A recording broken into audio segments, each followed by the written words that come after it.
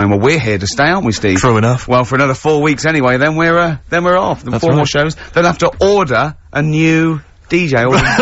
Alright? That was genius. Hey? Oh, wow, I'm it's Ricky- as simple as that. I'm Ricky Gervais, Steve Mitchell, and Oh. Carl Pilkington. Oh, man. Did anyone, read the, Guardian yesterday? It was Steve's big we were interviewed together. I've Steve- never been interviewed before in the paper. I've certainly never had my photo in a national We were very paper before. excited. We loved the interview. It was talking about our top 10 albums between us. We loved it. We talked really fast, like school kids. We were excited. It was a great interview, and all the way through, it was Ricky Gervais with his writing partner, Steve Mitchell. Stephen Mitchell. It's He not was even gutted. like Merchant. He phoned me up the night before and he was gutted, and I know it's awful. And it was big letters and just all the way through, and the caption, and it's just like, oh, God. But it's embarrassing. Do you know what I mean? It's embarrassing because it's like I was trying to get in the paper. I couldn't believe my luck. And then that just draws attention to the fact that I'm not a celebrity and consequently they can't even remember my name. But the worst thing was that, one of my favourite albums of all time, I said in there, was, Blood on the Tracks by Bob Dylan. And I said, because, you know, I think one of the most beautiful songs ever is If You See Her, Say Hello.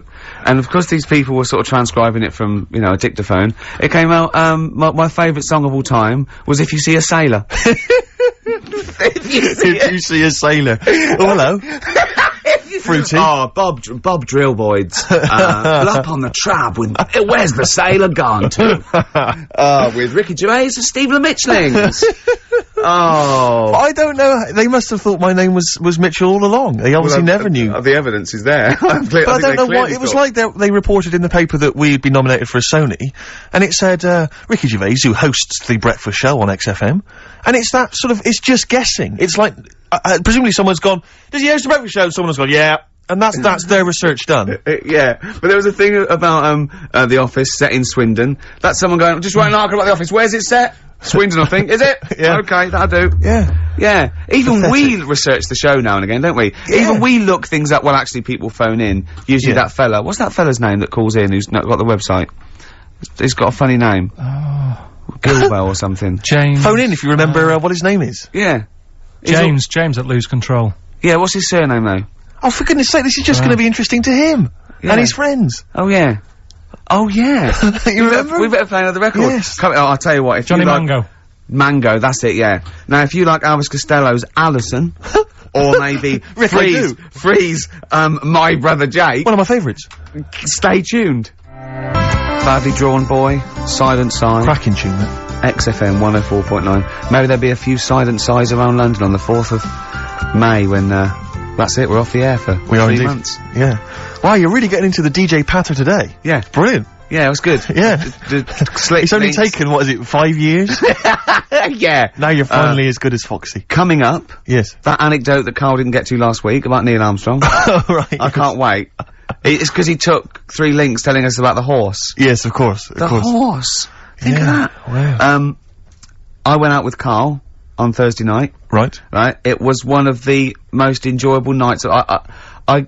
We just, went out for about, 5 or 6 pints, a little crawl, and adventures happened around Carl. Yeah. And just me sitting talking to him was just incredible. I'm thinking that a competition would be win a pint with Carl. Yes. That'd be a hell they of a just gift. have to go for a pint and they can ask him anything they want. Yeah. He's just great.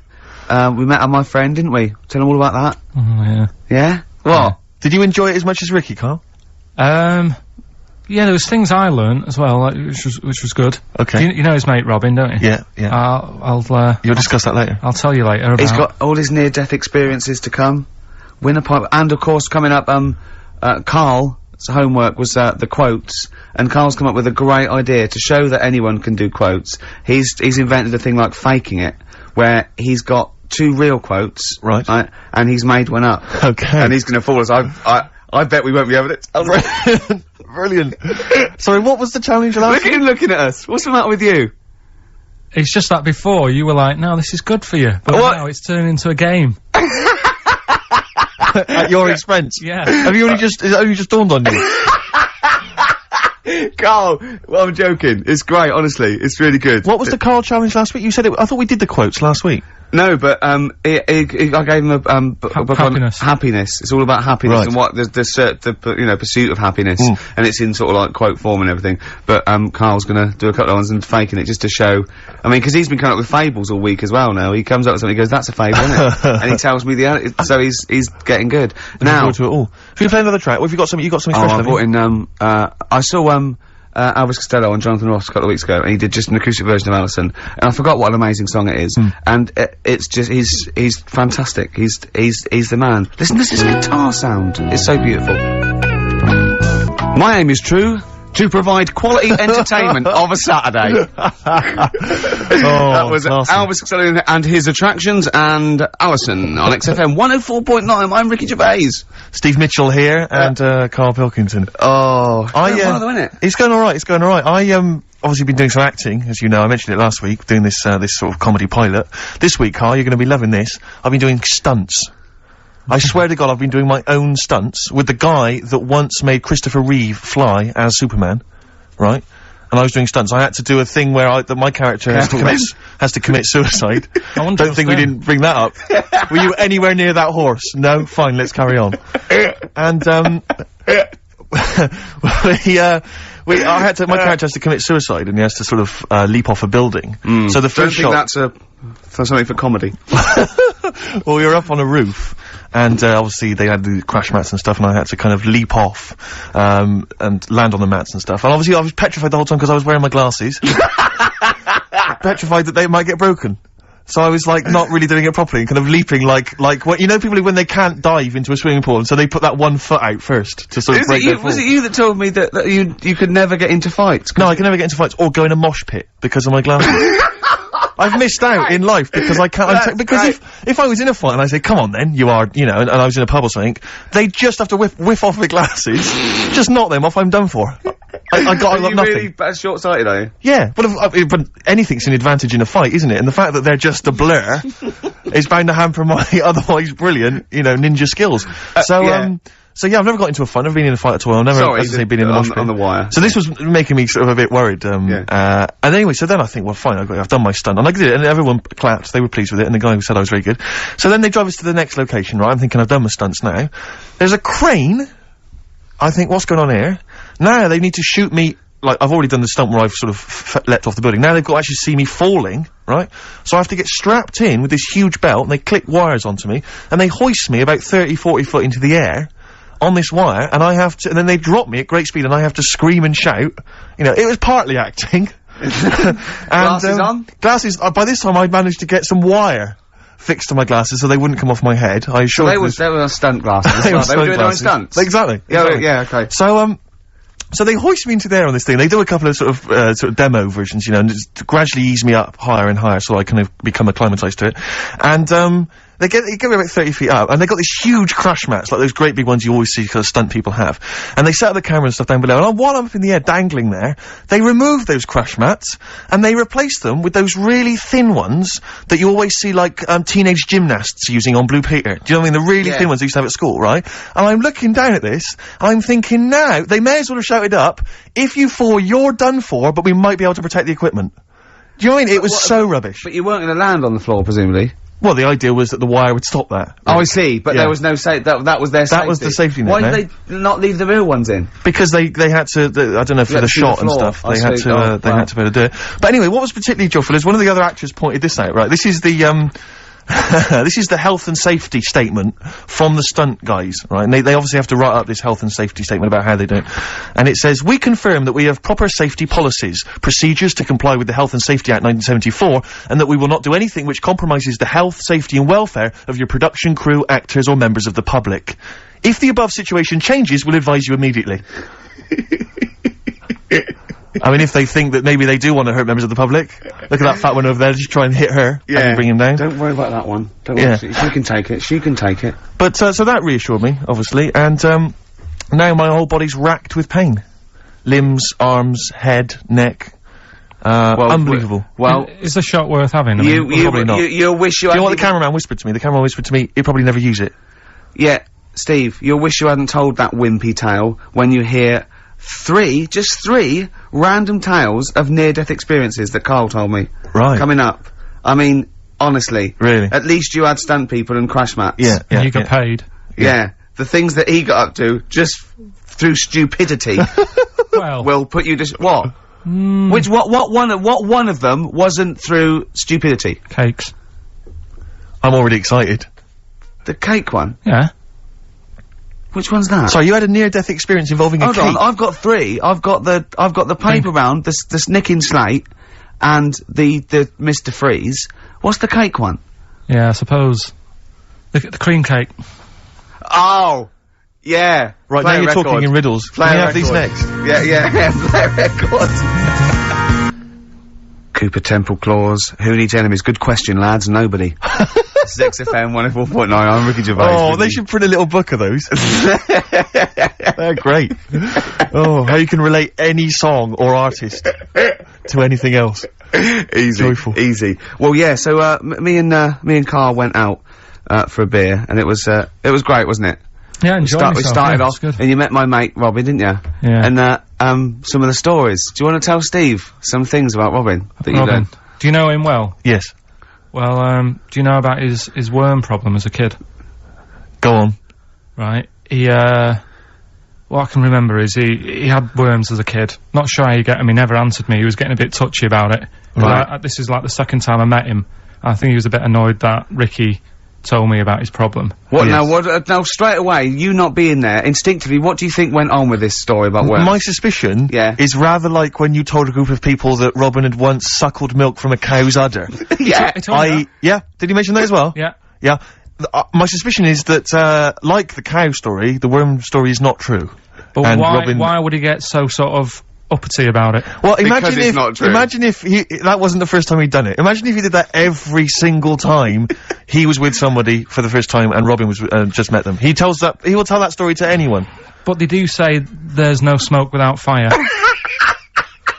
Oh, Robin! I also told him... That's a fable. I also told him that the way Robin cured these worms Yep. was because the doctor told his mother, right, to hold a piece of ham or cheese near Robin's anus so the worms would come out for the food, and he believed it. I'll tell you why, though. I said to Robin used to sit on Spam to try and get the worms out, and he believed it. But Steve, right, do you remember that story about 3 or 4 years ago where there was some bloke in the army, he went away to somewhere, Vietnam or whatever, he was messing about in the woods, Right in the woods. Shouldn't he have been fighting? whatever, Yeah. right, and he walked through some lake, and I think he'd cut his toe or something on something, and some worm of some sort crawled in the gash, Yeah. and it was in his body, and the doctor said, we've got to get this out of your body. So what they did was, they said, right, the thinnest part or something of your body that things can crawl through is on the top of your head. So they wrapped Where some the skull is. so they wrapped some bacon. No, they didn't! They did. Ah! That's Oh, that right. thing. So Everyone. he's gone in via the toe.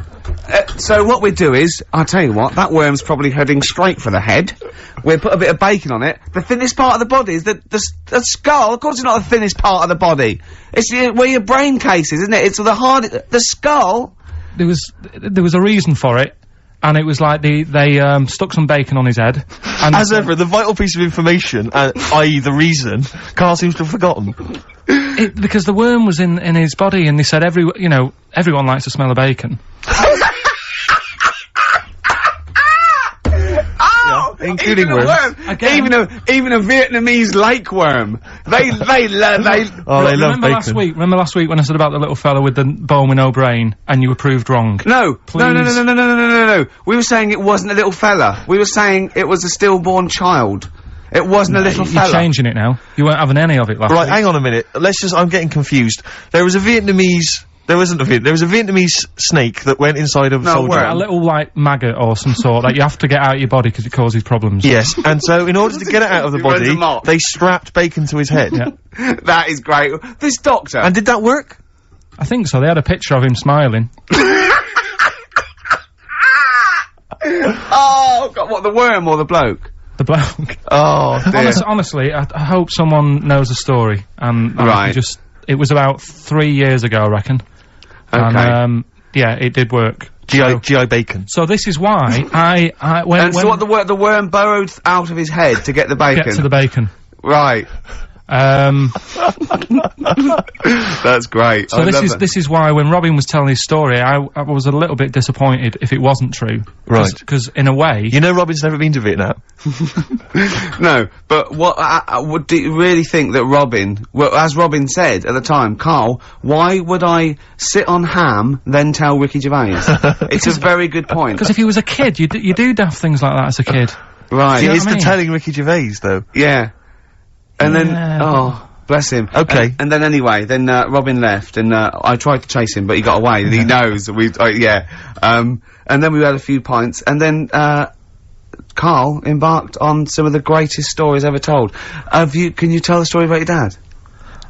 Let me run it. I haven't spoke to him all week, so let me run it by him. Okay, play record. Because, you know, What we got? we've got, one of Steve's... Yeah, well, tunes. bizarrely enough, this comes from the Teachers 2 soundtrack, the soundtrack to the current TV series. There's a slight whiff of nepotism in the air. Yeah. Rick, would you like to explain why? Well, that's why you're doing it. No, my girlfriend, worked on it. But, Yeah. you were gonna play this anyway, weren't you? Well, I was actually. Bizarrely enough, I was going to play some I Am Clute, and this is from, as I say, the Teachers soundtrack. And this is called To You. It's a good track. I Am Clute, a track called To You from the Teachers soundtrack. That's also got, I noticed the Electric Soft Parade, The Hives, Star Sailor, Feeder, Turin Breaks, Mercury Rev on there. It's a good little collection. Lovely.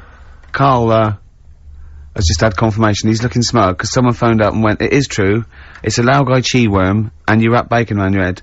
That's all the bloke knew as well. Yeah. And his name was Gary. Yeah. So I'm not having it. No. And he said, see, that's why the Robin thing isn't so weird. He said, but when you said he tried it with cheese, he said I was having none of it. Strokes, hard to explain. Like Carl, really. Yes. Yes. So, Carl, concentrate. Yeah, go on. So, we'll leave the worm with the bacon wrapped round the head, shall we? Well, if you're ever caught in the jungle, Yeah. Always carry some... bit of Danish. Good advice. Lovely. So, would you like to start on your, to Steve, because I've heard all these. Well, we won't do them all. We'll start off with the Mr. Freeze. Tell Steve the story of Mr. Freeze. This is the first time he nearly died. This is the most serious of the lot, really. So, what it was, do you know, like, I don't know if your mum and dad did the same thing, but, like, they do the weekly shopping on like, a Friday. Yeah. So when you got to Thursday, there wouldn't be much stuff left in the cupboard. It'd just be like, you know, your Jacob's crackers and stuff like that. So when they'd been to the supermarket and they came back, I was like, you know, what's that saying? Like a pig in... You know, I loved it. It was like loads of food coming in, loads of biscuits. What is that saying? He nearly said pig and shit. Right. Is that the same? Yeah. Right. So yeah, all this food comes in. Thank God he didn't. Otherwise he'd have been in trouble. That's true enough. Because he's culpable for our actions, because Exactly. he's the producer. So technically, that twat's in charge. Go on. Right, so anyway, so there's loads of food, and I'm like, oh yeah, look at this, and chocolate biscuits, and, you know, penguins and stuff. Bacon. And bacon. Just in case, you never know. So anyway, my mum and dad's putting the food away. Me and our kid are like, he's already grabbed something, gone back upstairs. It's like feral children. it's like a quest for fire. And then they run upstairs. What did he just sit under the bed, gnawing at some sort of pig's trotter? So I saw, do you remember Mr. Freeze Pops? I do, yes. Well, they're kind of like popsicles, icicles. Yeah, but really long, like a foot long, right? Yeah. So I thought, I'll have one of them, so I grabbed it. Went for the nutritious stuff first. Absolutely. And like my mum and dad are putting the stuff away and what have you. And I rip it open and knock it back, right? Straight away, just right back like Swallow that. it right straight down away, it. But it went down the wrong way, right? So I What, was down like, your shirt? So I was like, oh god, I can't breathe. And my mum and dad didn't even know what I'd ate. Do you know what I mean? I ate it so quick. Yeah. And I'm sort of tapping my mum on the back, going, she's going, oh god, you know, he's choking again, because I was always choking. If there was one thing, I don't know if I've got like a small throat, but I mean, even Ricky knows I can't drink that much, can I? Yeah. Do you know, or eat pebbles. I'm not a quick drinker. I'd always, I think I'm scared of like swallowing stuff. Yeah. And it was like bottle tops and mint imperials and stuff. I was always choking on stuff. Jeez. So anyway, she's going, oh god, what's he picked up on it now? Drop it! So- And she hit his nose with a stick. So I was going, I'm choking. At this point, my dad had like, I think he'd put his share away, you know, his food away, and he'd gone His share! I love it! Yeah. he'd gone to watch like winner takes all or whatever in the lounge, and I was in the kitchen, and I was starting to like I didn't care anymore. Do you know what I mean? I just got to that point where I wasn't struggling anymore. You just thought, I'm done I just was like falling to the ground. And my mum's going, you know, get in here, I think it's serious. And my dad comes in and sort of starts shouting at me saying that's what you get for being greedy. He didn't even know what I'd eaten. Well, it was the moment to teach you a lesson, certainly. So he's there like that, and my mum's going, oh, look at him, and my lips were going purple, and my eyes were rolling into the back of my head. You look like Marilyn Manson. And, so anyway, she grabbed me from behind and did that fireman thing. The Heimlich manoeuvre. Yeah. And, you know, winded me, and it came up, and I was alright. What, the whole popsicle came flying back out? You see, that's what I don't understand. Because there was nothing there. No, just a little bit. No, it swells up, doesn't it? Because it irritated it. So it went down your sort of like your epiglottis. It went down the wrong way, like it went into your air canal instead of your throat, and it sort of spasms, and that's the fear. You just got to calm it down and relax. So in time, I would have been alright. Yeah, anyway. you don't. Well, no, you might have. So that's so that's hang on. one. So, but no. But the weird thing is, like for like 3 days after that, I felt like a sort of special person. I went to school. I'm saying nothing. I did full days. A special needs person. Yeah. I went to school the next 3 days after that. I didn't like wag it or anything. I did full days. I love that. 3 days, turn over in a leaf. Yeah, exactly. After 3 days, you thought, screw it. Yeah, well, did a quick history exam. But have you ever had that where you've like felt like I've been given another chance here? Right, next one. That's popsicle. That's popsicle hell. We'll call that. Right, next one. Which one's the next one? Oh, what about your paper round? Right. Can I ask very quickly, did your life flash before your eyes like they say it did? No, I just sort of went really calm and like, I'm ready for this now. Right. I wasn't bothered, you know what I mean? You had no regrets? No. It was weird. It was really weird. Yeah. But anyway, the paper round one. Paper round, I'd still say it's the best job I've ever had. And he means it! No, I really enjoyed it. It's like, you know, you don't have to work with anyone else, right? So you make your own rules. Just think of that. You know, you sort of You're spreading information to people, vital information. Giving a service, and no one else is around, you know, you can just do what you want and think about stuff whilst you're cycling around on your bike. It's really good. Yeah. So anyway. Imagine the stuff he's thinking about when he's riding around his bike. So getting in the head of a salamander. So anyway, I loved it, and even though I only got like 50p a day, right, no matter what the weather was like and stuff, I used to get up at 4:30 and go and do the round. And why'd you get up at 4:30? Because I wanted to watch the Pink Panther at 5:30, so I wanted to get me paper round done. I said, why didn't you watch the Pink Panther? And then do the paper. He went, I can't sit there thinking I've got my paper round to do. He'll ruin it for him. Yeah. So is it a good job or not? So 4:30 I was up and about, and this morning it was like winter, really bad winter, bad snow, you know, freezing cold, really windy and all that. And my mum said to me before I went to bed, she said, don't be getting up tomorrow, I'll give you the 50p. I said, it's not about the 50p. So, you know, people want the papers and stuff. So, conscientious. So anyway, I went to bed thinking, you know, that's it, I've told her I'm still going, so, you know, whatever. Go to sleep, get up in the morning, and, put all my kit on. And I used to have layers of clothing on because it was really cold. I had like a big anorak on with the fur on. I had like waterproof pants, and I got my paper round bag. And, I went downstairs to get out, and tried to open the door and it was locked. Oh, God. So she'd locked it so I couldn't go out, so I'm searching around the house looking for the keys. She must have hid them somewhere. So I thought, oh God, you know, I've got the papers to do. So I thought, how can I get out? So I went upstairs, climbed out of the bathroom window. God. Right, and to try and jump out of the bathroom window onto the porch. But the problem was, I had so much gear on, I was like the Michelin Man. So I could hardly move as it is. Yeah. And I'm trying to get out the window, and I'm like, trying to stretch down like that, get my foot on the porch, and my bag got caught on like the hook of, do you know, like how you have a hook so you can put the window open? Right, yeah, the little arm goes on. My bag had got caught on that. I was holding onto the wall and my foot on the thing, so I couldn't sort of pull it away in case I pulled it away and then fell on my head. Yeah. So I'm stuck there. Dangling. My dad comes back from working nights. Yeah. He thinks I'm a burglar. Gets out his gun. So he's shouting and stuff, going mad, and going, Dad, it's me. And he had to give us a hand using a... He's heard that wily trick in Manchester before. He had to help me using a washing prop thing. a big stick. What did he do? Well, he said, just hold on for your dear life, and I'll sort of push the paper bag off the hook. Why didn't he go upstairs and sort it out? It was at that point where I was in the middle, there was nothing you could do, do you know what I mean? It's at that point where you've just got to make a decision. Yeah. And by the time you got upstairs, who knows what might have happened. Sure. Do you know what I mean? You've got to act there and then, no messing around. Yeah. So And you could hear downstairs, now here he is, the Pink Panther. Yeah. Dad! Pink Panther. Hurry up! Panther. Ever so pink. Oh. so that was close to death, because I must have been about 30 foot in the air. Yeah. And I would have, you know, that would have been nasty if I fell to the concrete paving, so. Well, And, there's more to come. Should we play a record and come back to this? Because he's got more. Oh yeah, no, there must be no, one of them no. where you did fall on your head. This is the one I'm waiting for. There's got to be one. That was explained so much. Yeah. I nearly broke my back Jeez. once. My dad said I better can't kick me out. I said I better can. And, I don't remember this. You didn't tell me this one. I bet he can't what? I was in the garden, summer's day, and it was that era when, like, doing kung fu and all that was really popular. Sure. And I was, like, messing about in the garden, punching the tree and stuff. And my dad said... Oh, what a kid he must have been. my dad said, I bet you can't kick your height. Kick your height? What, yeah. you mean kick as high as yourself? Yeah, so I must have been, like, 5 foot or something then.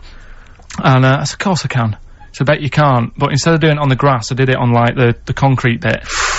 Kicked it, actually did it. I went, there you go. But didn't, like, get my foot down quick enough and land on you my back. paused to say, there, I've done it. Yeah. As opposed to putting your foot back on the ground. And landed on my back, and I'd still get back trouble now. Do you? Because they say that, don't they? So, to cut a long story short, he gave me about 4 or 5 near-death experiences, and he went, and the whole point of this, he went, so that's why I think I'm gonna die of something horrible, like cancer. And I went, why? He went, right, you ready for this? Yeah. He said, well, I don't check my balls. Wait. He said, I don't like the feel. Carl, always check your balls. Do you I check don't yours? like the feel. Why don't you like the feel of your own balls? They just... I mean, you know that I don't like bodies anyway. Right. Do you know what I mean? It worries me a bit that you've got all that going on in your body, right? And your skin's keeping it all in place. Stop. We're going down a whole other avenue of discussion. Let's play a track, let's come back to it. Oh, right, I've brought in this, this is, free. You'll know from the Jeans commercials. Yeah, All Right Now Long and time everything, ago, yeah. All Right Now, yeah. But this is a great little track. This is, My Brother Jack. Stereophonics, Vegas 2 times, XFM 104.9, into the last hour. Yeah. And then 3 shows to go. That's true enough. Till we're off the air. I'm Ricky Gervais. With him, Steve Merchant. Carl. Oh, yeah. Alright? Yeah. Let's go on, tell you, we cut short last week, weren't we? You had an amazing story about Neil Armstrong, didn't you? Well, we've been doing quotes, haven't we? Like famous quotes. Sure. That have, you know, gone down in history. Yeah. And, I was saying, you know, quotes don't really matter. It's more the situation that you're in than the quote itself. Go on. So, like, Neil Armstrong, Yeah. if he'd have said, what,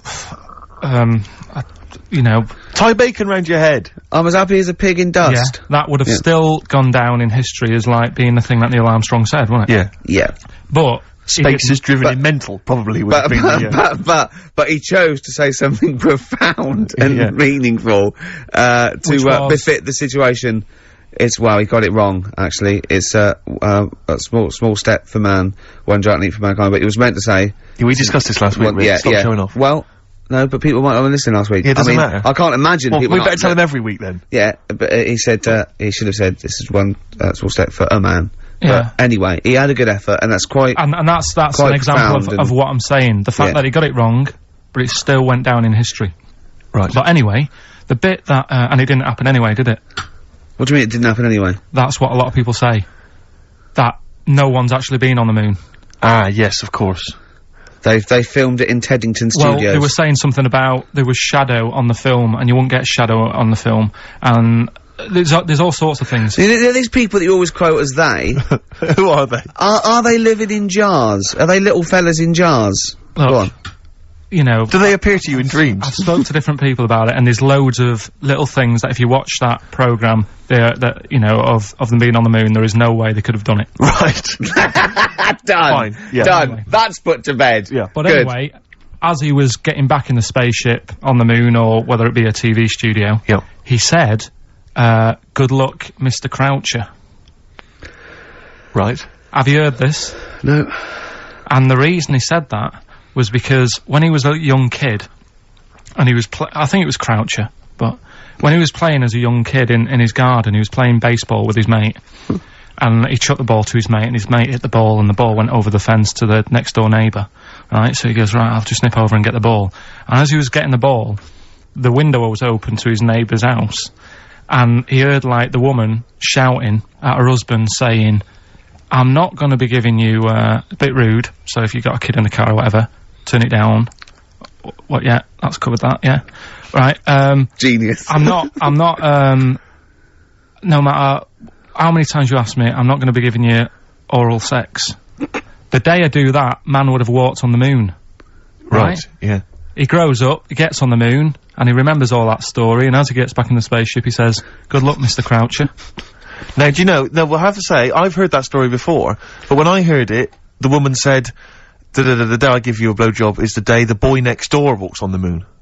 Which makes it all the more profane. Impossible. And enjoyable. Yeah, and unlikely. Yeah. But yeah, no, I've heard the same story, Carl. Yeah.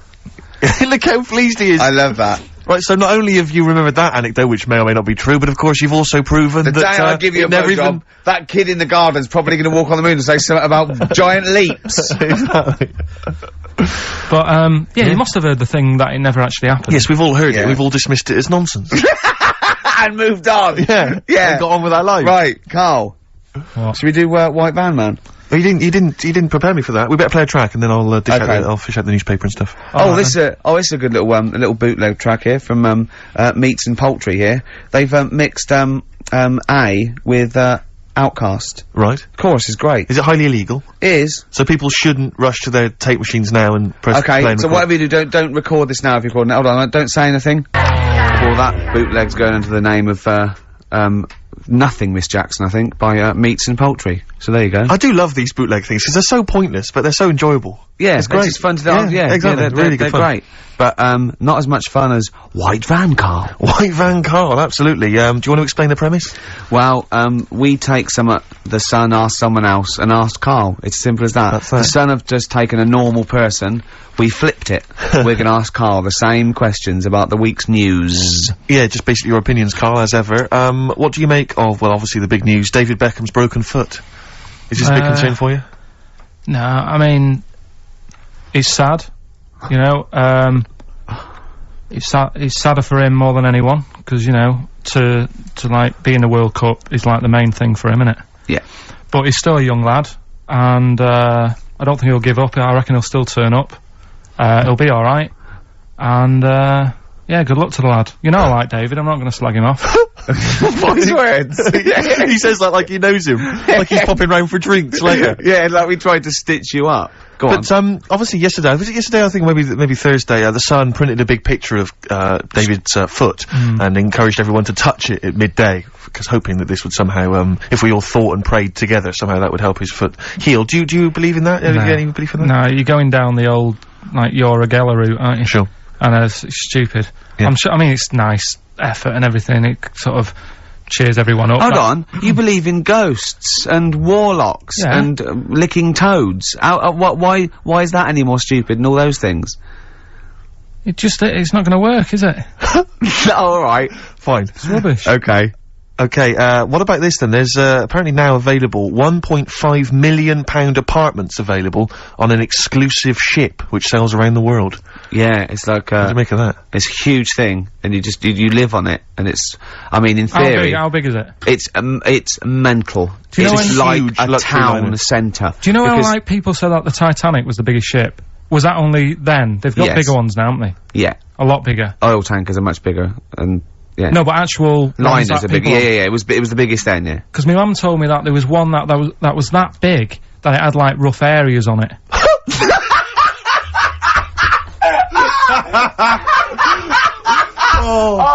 Oh, God! Don't go starboard. Oh, God! No, but do you know what I mean? Right. It was like we're thinking of moving. We're seeing the captain. We're thinking of moving to a nicer area. Oh, I've heard they're very rough in aft. Oh, God. Oh, that's They steal your fantastic. tyres. A ship's so big that was rough areas. Oh. how big is this one that you're talking about? Well, I don't know. It doesn't give me the specifications here, but they're huge. They're huge. In theory, I mean, it's that thing with it's obviously marketing, but they're gonna solve the overpopulation crisis, where soon we'll all just be floating around the sea. Yeah, I can see that, because I mean, think about it, right? I've been talking to Ricky about it. I was hoping to buy somewhere in London, but there is no way in this world that I can afford it, right? And you look at all the wasted space, like with the Thames. All it's doing is like collecting crisp packets and stuff and Coke cans, and people have to clean it up. Whereas if you got a load of boats on there, problem solved. Yeah. Would you live on a boat? Solved. What's his name did it, didn't he? What's that programme? Is it Bergerac? Noah. Oh, Bergerac? There was one where he lived on a boat. I think it's quite. That was Shoestring. Yeah, I'd give it a go anyway. Noah. I'd like to see you living in the air, maybe in a giant hot air balloon. Yeah, all right. But no, the boat thing. Because it is going to get bad as well, isn't it? They're saying that the water's melting or whatever. The water's melting. The ice is melting. Yeah. And there's going to be more water and less land. So in the future, it's probably going to be the way we're going to be living, isn't it? Have you seen that film Waterworld? Nah, I don't fancy it. Because that sort of predicts that, yeah. What, are they saying that the ice thing exactly, will melt? Yeah. But at the same time, I was thinking about this a couple of weeks ago. If you get, I mean, I think I read that, like, a big chunk of ice, fell off one of the ice, what do you call them? Caps. Ice caps. Something like I think they said it's the size of the Empire State Building or something. Right. It snapped off and went into the water, and it's melted. And they say, oh, it's bad news, you know, that something that size is melting. But the way I look at it, if something that size falls into the water, it's like a big ice cube, and it's gonna freeze it up again. You with me? Not really, Carl. Go on. Right, you get a giant ice cube, the size of the Empire State Building, stick it in the water, it's gonna make, it's gonna stick back on again, isn't it? Well, no, only if it freezes up again. Yeah, well, it will freeze up. The water's gonna get cold again, because you've just put a giant ice cube in the water. So when you put an ice cube in a drink, the drink doesn't freeze, does it? No, the ice melts. If you put one the size of an Empire State Building in your glass of Jack Daniels, it's gonna make it freezing. It's not going in a glass of Jack Daniels, it's going in the ocean. I know, but you see, I'm using my fables. Imagine a world. Use your brain instead! Imagine the world, imagine the sea, like the Arctic or whatever, as a glass of Jack Daniels. Okay. A big ice cube falls into it. Yeah. It freezes, it melts back on again. So we're alright, I don't know why everyone's worrying. God, thank God for that, I was getting panicked. Oh, fine. Do you understand what I'm saying? Yeah, no, you're right. Yeah, that will happen. Should we play some more music and then come back to White Yeah, this is better than ever. This is dynamite this week. 9 in here on XFM 104.9. We're doing White Van Carl. Got another one there? Well, it's just your thoughts really on the Queen Mum's very British send-off that she was given this week. Yeah. What do you make of all those people queuing up to see her? Did you think that was incredible? Right. Well, we said last week, you know, there was I don't quite understand why there was so many people there, who were, like, getting really upset. Do you know what I mean? Really upset, crying and stuff, and, you know, you can lose someone who's, like, related to you, and you don't cry like that. You sort of sit there and you think back to what you did with them and stuff, and then that's it. But, the queue thing, wasn't it, like, miles long and stuff? Yeah. It was, yeah. Right, I was sat watching this with Susan. 12 hours queuing. Yeah. It never got to 12 hours. It did, but that was the estimated time. Now, but how long is a queue when they're just, like, you know, walking along? Think how far you can sort of, like, you know, stagger in 12 hours. Incredible. It's been ridiculous. Yeah. But, again, you know, if they want to do that, it's their time and that, innit? And it was at the weekend, so they could have, it's not as if they got out of work to do it. No. You know what I mean? They used their own time, so good on them. But I thought, right, what they could have done, remember when I studied Che Guevara? Yep. Yeah. Right? And don't be offended by this, it was just an idea, because they did it with Che Guevara. Remember when they cut him up? Yes, they cut him up, yeah. What was the reason for cutting him up? Well, they cut up Che in order to try and, you told us that they were gonna send bits of his body to Fidel Castro and various other people, wasn't that right? As a warning, wasn't it, though, to all the people, like, one to... Yeah, my understanding was that they cut him up in order to, so they could bury him in different places, so that there'd be no shrine, there'd be not one place that you could go to in order to sort of make him into a martyr. A little bit like that. I've, like, I can vaguely see where this is going. 6 queues, and it's like, number 1, you can, you know, go and pay respect to her head, or whatever. Oh, God. No, but I just was thinking the way of speeding it up, I'm not having a go, I'm not, because they haven't done it, so it doesn't matter. God. But they did it with Che Guevara. Yeah. Everybody would have felt like they've got close to her. And it would have speeded it up. No, I mean, but I can understand. Can I just say that genuinely, Carl is not being disrespectful here. This is his best idea to cut down the queues. So don't phone in. He's not suggesting we should have done this. He genuinely Well, he is. Well, but I mean, he's not doing it to be nasty or wacky or you know. He thinks this is a good idea. So Can I just throw a They did it thought with at Che you? Guevara, who was like a powerful man who did a lot for the world and what have you. Yeah. And Are you aware that I feel slightly responsible for this because have you heard of the quote, a little knowledge is a dangerous thing? yeah. Okay. Steve, next one? No, just a very quick question. I can understand those that have queued for 12 hours to see the head. I'd be a little bit annoyed if I got there to find a toe. I'll tell you what though, I'll tell you what they could do without chopping her up. They could put about 9 queues, each could see each hip she had. That's true enough. Because she'd had about 9 of them. Yeah. So it'd just be, if you want to see the whole body, it's a 12-hour queue. If you just want to see a couple of the hips. Here's another suggestion for you, I've just thought, right? What?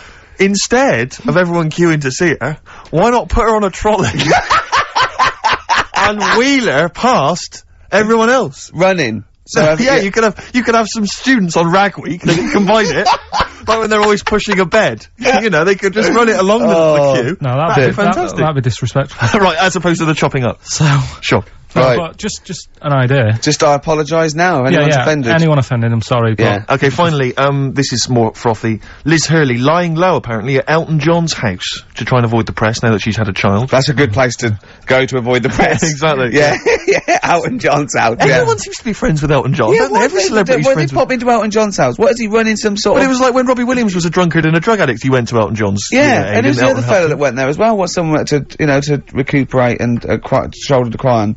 Is he giving out false passports? But I and, don't know like, if people have seen his moustaches? history. He's not the man of, you know, I mean, I know he's cleaned himself up now, but, you know, maybe that's it. Maybe he's got this kind of insight into how to deal with celebrity. Yeah. What do you think, I Carl? think it's just genuine mates with him. I think he's suppose just like so. a friendly I bloke. think she's been doing too much lying low in the first place. That's part of the problem, isn't it? High five, Carl. That was a genuine joke from Carl there. And he's so proud of himself. Look at his little face. Too much lying low.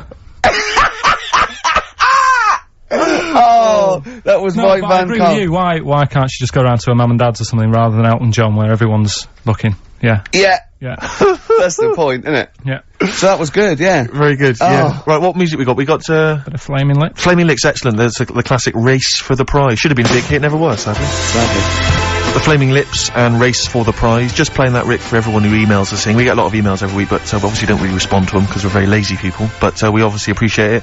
And I play that particularly for Claire, who's emailed in saying her friend Sarah Prosser would like some Beatles. We're not going to play the Beatles this week, but Sarah apparently loves us more than words can express. More than Carl could express. Absolutely. I'm gonna stop you there, Steve. You don't want an advert. Spread your love on XFM 104.9. I'm Ricky Gervais with me, Steve Mitchell. And now it's Carl's bit. It's the re-education of Carl. He's like Liza Doolittle. And now he's coming to, or Lawnmower Man, if you've seen that film. More like Lawnmower Man, if you've seen the film. You know what I mean. And his homework was to just study quotes, really, on happiness and stuff and general well-being. He's not a big happiness, quote fan, are you, Carl? Not really. So what have you done? You've come up with something, haven't you? Right, yeah, I told you, right? Because a lot of these are just things you say every day. They're nothing special. So what I'm doing... Well, you say them every day. Well, the sort of things you come out with and you don't even think about it, do you know what I mean? Yeah. They're on the TV all the time, people on the radio are saying these sort of little quotes. Sure. And, what I've done is, remember that programme on Channel 4, Faking It? Yeah. Where they got some, like, posh kid to be on a door and all that. What I've done, I've, Imagine if that was the pitch for the show. Dear Channel 4. Just gonna get a posh kid on a door or something? Yeah, Yours sincerely, Carl. come in. Yeah. TV producer. Yeah, yeah, go on. So, what I've done, this little book of quotes, happiness quotes, I've picked 2 that are real, Okay. and I've made one up. Right? And we've got a guess. And you got to guess. Okay, then, go on. Well, I'll tell you what, Rick, why don't we, when we've heard them, we won't confer. No. You'll write down yours, Yeah. A, B, or C, and I'll Yeah. write down mine, and we'll Sure. see how it Okay, goes. Carl, off you go. Right, and just because I'm looking at this book, it doesn't mean I'm actually reading. No, I know, Don't no, worry, I know. we're clever. No, we know, we can't see yet. Like, call my bluff. Yeah, go on Okay. then. Nothing is worth more than this day. Okay. Yeah. Yeah. Alright. Yeah. The way I see it.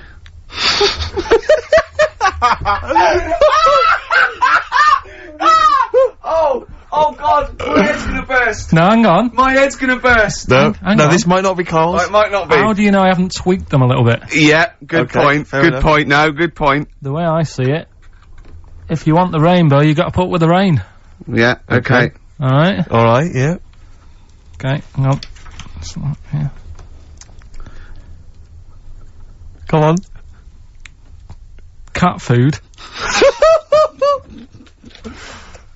Cat food, go on. It stinks a bit, but if you don't put up with the smell, the little kitten will die. Steve! I don't know what to say! I don't know what to say. Imagine this in faking it. Imagine their faces when he says that and they're going, oh my God. Oh. Carl, play a song, mate. We'll have to confer on this one.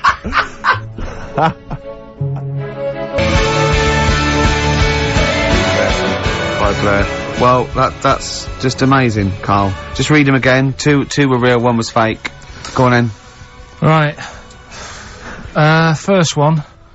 Nothing is worth more than this day. Excellent. Next one. What does that mean?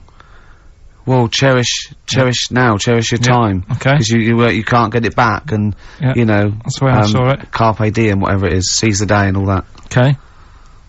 If you want the rainbow, you've got to put up with the rain. Yeah, of course.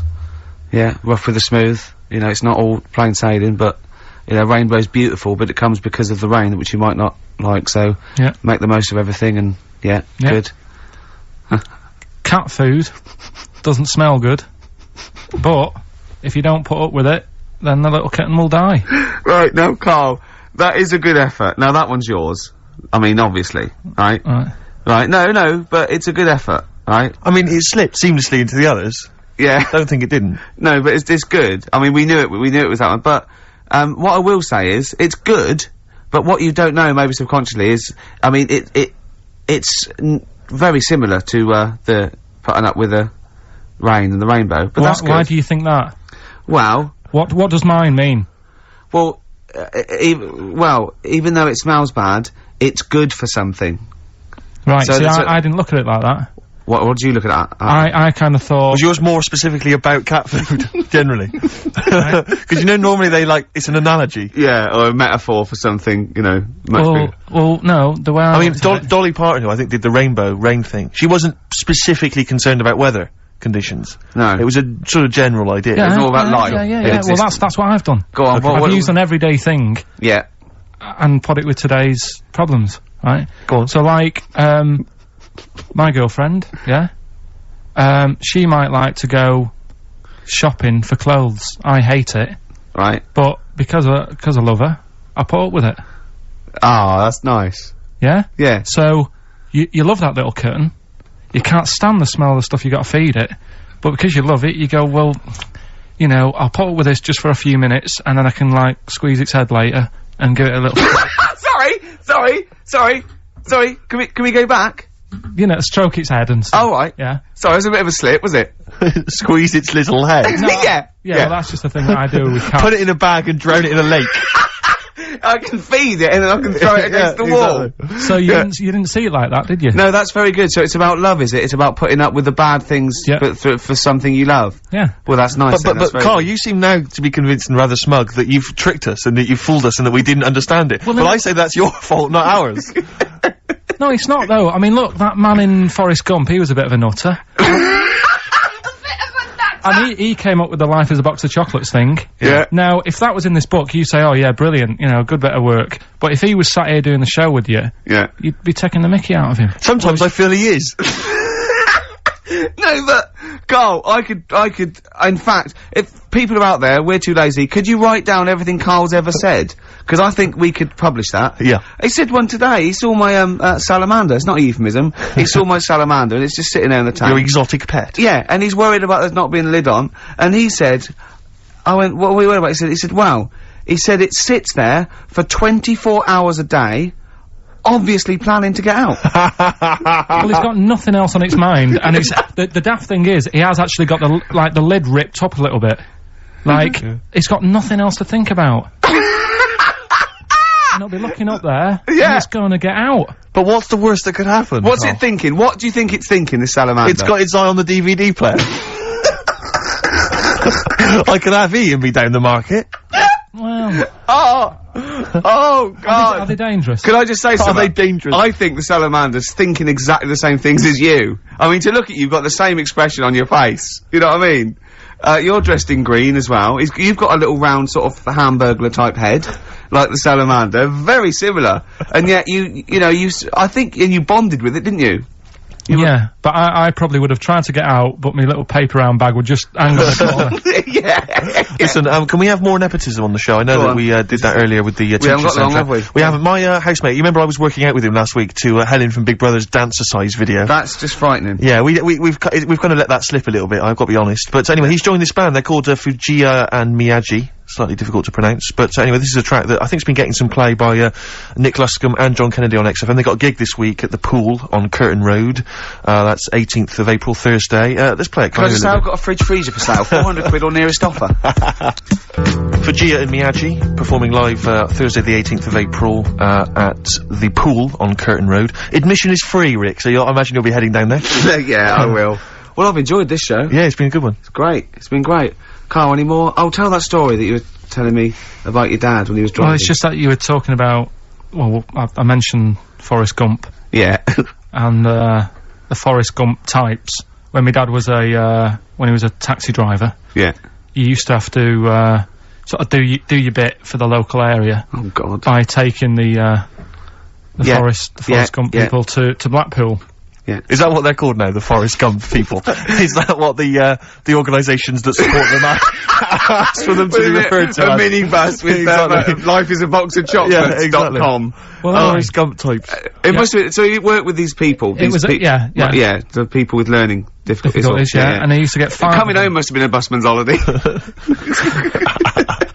So he got 5 of them in the cab. Yeah. And they had to go to Blackpool, and 4 of them were really good, you know, behaving themselves, didn't mess about, weren't fighting and stuff, but there was one who was just causing loads of trouble and he couldn't control him. Oh, and what you've got to be able to do with people like that, you don't want them to get stressed out because it's not good for them. It stresses them out, and you could end up with a bit Thanks, Dr. Carl. You could end up with a bit of a riot on your hands. So he thought, I'll nip this one in the bud right now, and he pulled up just on the outskirts of Blackpool, and he took the one out that was causing problems and put it in a wheelie bin. Oh, no. Oh, I'm sorry. I apologise. He did what? Oh, He did it for the good of the others. He put it in a wheelie bin. It was having a good time. He thought it was one of the rides. Can you stop saying it? Him. Yeah. He was having a good time, and once he calmed down, my dad went back and picked him up, and he was fine. He had a good time. What, he left him in there the whole time the others were in Blackpool? No, he left him there, not the whole day, probably about an hour and a half. In a wheelie bin? In a wheelie bin. Why couldn't he get out? Because, like, his arms were trapped on the thing. It's one of those What, he tied him up? No, do you know, like, because he was a big fella, and, like, he managed to get him in so his arms were down the side like that, so he was a bit trapped. Wasn't he screaming and crying and stuff? He was making a bit of noise, but, do you know what I mean? What, you feel certain right? Well, but anyway, I didn't really want to talk about it. He just brought it up because of Forrest Gump. Did his, family know about this? Is this the first time they'd have heard about this? He didn't get asked to do it again. Because he had another problem similar to it where he had a little minibus, and it was his job to take a load of old women to the bingo hall, and it was miles away. And he took him there. There was no problem. About 10 old women in a minibus. One of them was causing trouble, so he pulled over it. No, right, so he took him there, everything's fine, he dropped him off, they had a lovely night, right, they had a lovely night, won a bit of cash, coming back, it's a bit of a late night, and they all started moaning at him, going, I want to be dropped off here, take me there, I want to be dropped off first, I've got to get up early, blah blah, my husband's expecting me, I'm already late, take me here first, take me there, and he just pulled up, in the middle of nowhere, said, get out. And he made them get out, and they all called for taxis. They charged that company who was meant to be taking him home in the minibus, and he got the sack. But a similar sort of story. You can't be dealing with it when people don't sort of just calm down and, like, solve the situation. Yeah. They're just all like, I want to be dropped off first, take me here first, take me here. Yeah, so he acts like a madman. Good. Oh, that was all right. great. We've got to crack on, haven't we? Really, we got Says so much. Yeah. Yes, Nick Drake, a song for the ladies this week from the album Brighter Later at the time of a city clock. That's Goodbye. it. Yeah, Goodbye. see you next time. Bye. Xin chào các mọi người. Và hôm nay bên em lại về một chiếc xe Hyundai i10 sản xuất 2014. Chiếc xe phiên bản màu đỏ và động cơ 1.0 số xăng. Chiếc xe này thì đã qua mùa lũ rồi, vì vậy là có một cái mức giá rất là rẻ. Tuy nhiên là trước khi báo giá thì em sẽ quay tổng thể chiếc xe. Và bên em này về rất nhiều các dòng xe khác nữa, qua mùa lũ mọi người nhé. Đậu bên kia đường một dãy này của xe em hết đấy. Bây giờ em sẽ quay tổng thể con xe này. Và mọi người muốn đến xem thì check thì cứ đến xem trực tiếp, và em sẽ mở máy ra và cũng cho mọi người đi thử luôn. Còn hiện tại bây giờ em chỉ quay review nhanh thôi, để còn quay các con xe khác. Con này 2014 bản 1.0 số sàn Hyundai i10 màu đỏ.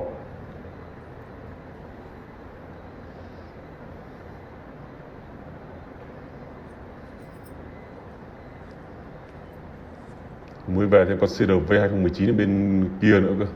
Tí em sẽ quay cho mọi người xem luôn. Hyundai i10 bản 1.0 rất là tiết kiệm xăng đấy.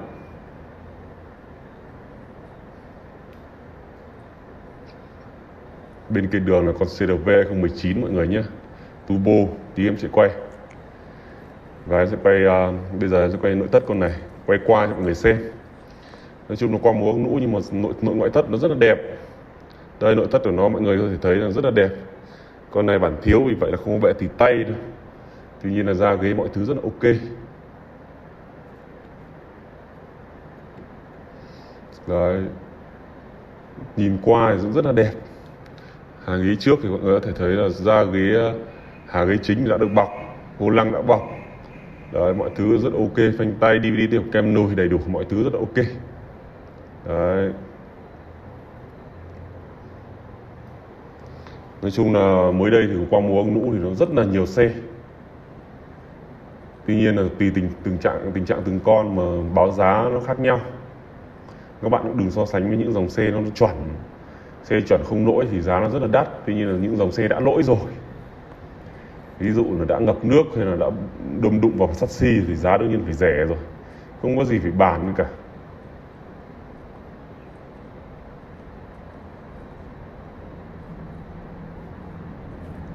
Con này tay nắm cửa mạ chrome, lốp la răng rất là mới nhé.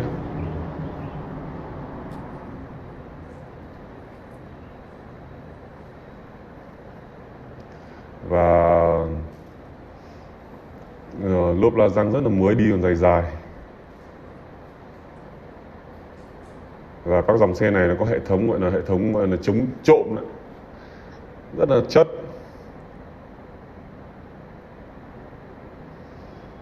Xe màu đỏ, hơi đồng bóng một chút. Đấy. Số sàn thì tiết kiệm nhiên liệu nhưng mà lại hơi khó đi. Nói chung mua những con dòng xe này nó nhỏ gọn thế này thì đi đứng nó cũng dễ. Đi vào các đường thành phố hay là ngõ ngách nó rất là dễ, đơn giản.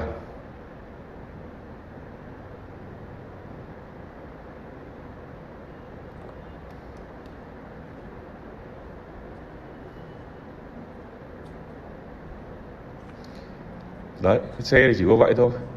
Và chiếc xe này với em do bán với một mức giá là 90 triệu cho một chiếc xe mà nó đã bị qua mùa lũ rồi.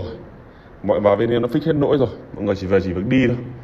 Đi trên mưa trên nắng đưa con đi học, nói chung là thế thôi. Vì nó đã có lỗi rồi thì các bạn biết rồi đấy. Ai mua thì liên hệ sớm với em. Nếu em ghim đã bán thì không còn nữa, còn em chưa ghim gì thì vẫn còn. Xin chào cả mọi người nhé, ai mua liên hệ sớm xin chào.